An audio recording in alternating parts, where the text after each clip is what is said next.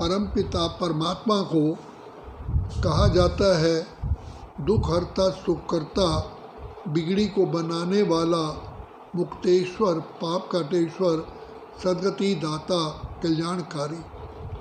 तो ये कर्तव्य परमपिता परमात्मा प्रैक्टिकली इस सृष्टि पर आकर के करते हैं, तभी तो गायन है।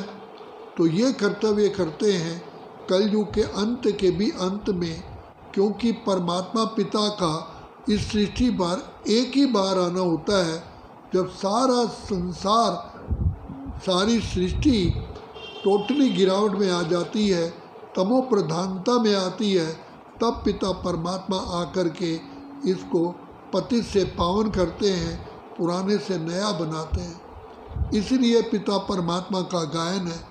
और वो हमारे पिता भी इसी समय आकर के हमें ब्रह्मा द्वारा हमें अपना बच्चा, गोद का बच्चा बना करके सारी सृष्टि का राज्य भाग हमें देते हैं।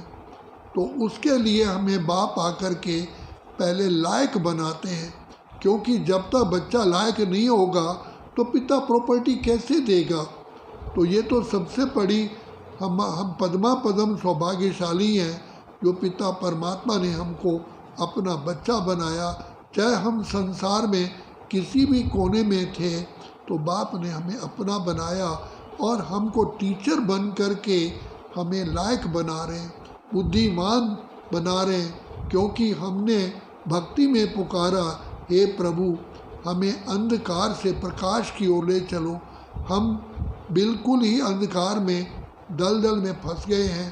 तो बाप आकर के जो दया का सागर है, प्रेम का सागर है, कैसे इस पतित विकारी भ्रष्टाचारी दुनिया में पतित शरीर में आकर के प्रवेश करके हमें पिता बन कर के हमारी पालना करते हैं, शिक्षक बन कर के हमको लायक बनाते हैं, सर्वगुण संपन्न, 16 कला संपूर्ण निर्विकारी, संपूर्ण अहिंसक, मर्यादा पुरुषोत्तम बनाते हैं, डबल ताजधारी बनाते हैं और सतगुरु बन करके हमारे जन्म जन्म के पापों को भस्म करने का अति सहज रास्ता बताते हैं, जिसे सहज योग, कर्म योग, राज योग, बुद्धि योग, ज्ञान योग, निरंतर योग कहा गया।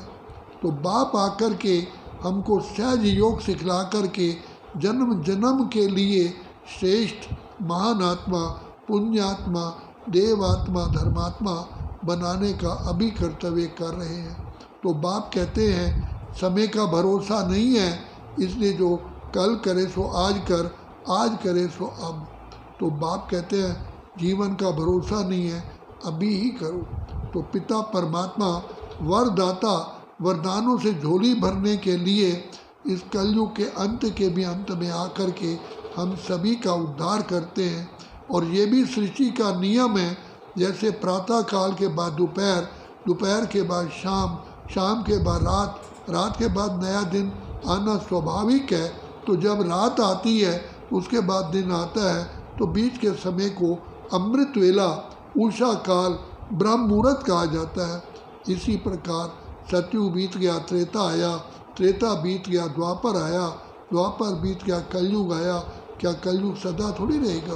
अब परमात्मा पिता कलयुग को सतयुग बनाने के लिए आते हैं, दानव से मानव, मानव को देव बनाने आते हैं। तो यही समय है पिता परमात्मा से जन्म जन्म के लिए झोली भरने का, अपना कल्याण करने का। तो यही समय है। इसलिए बाप कहते हैं ले लो दुआएं माँ बाप की, सर से उतरेगी गठरी पाप की। ओ रात के राही थक मत जाना, सुबह की मंजिल दूर नहीं है। सुबह अर्थात सतयुग, रात गहरी कलयुग घोर रात्रि है। अब हम रात से दिन जा रहे हैं। तो बाप कहते हैं बच्चे अपना जीवन सफल करो, क्योंकि तूने रात गंवाई सोए के, दिवस गंवाया खा के, हीरे जैसा जन्म मोलक कौड़ी बदले खोरे।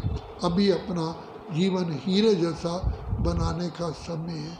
इसलिए हमें किसी भी प्रकार से 20 नाखूनों का जोर लगा करके हमें बाप से पूरा अपना अधिकार प्राप्त करना है। अच्छा। ओम शांति, ओम शांति, ओम शांति।